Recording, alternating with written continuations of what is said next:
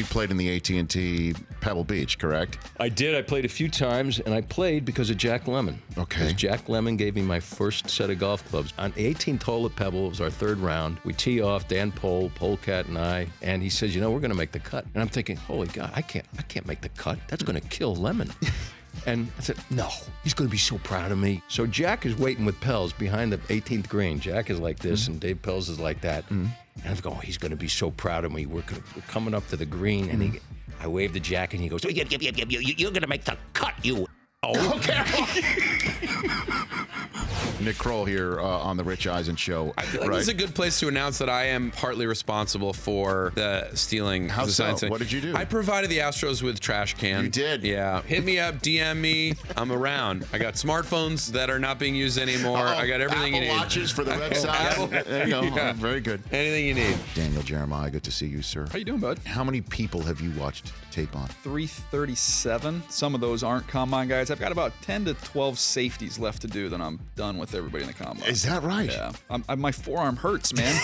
I couldn't figure it out. I didn't know what it was, and I was talking to one of my buddies in the league. He's an offensive line coach. He said, "Yeah, you got clicker forearm there." Do I need to look for somebody to replace you for my 40? Look, it's early in the week. We don't have to put out an injury report yet. Okay. But by Monday, we'll let you know. Okay. Yeah.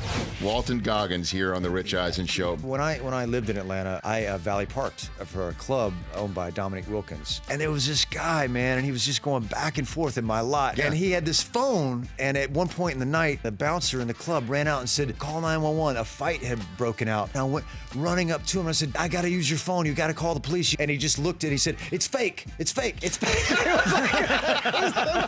It was a fake phone. I heard him having conversations out loud on this phone. It was fake. So you called him out just because it's emergency. And I didn't even mean to. That's fantastic. So stupid.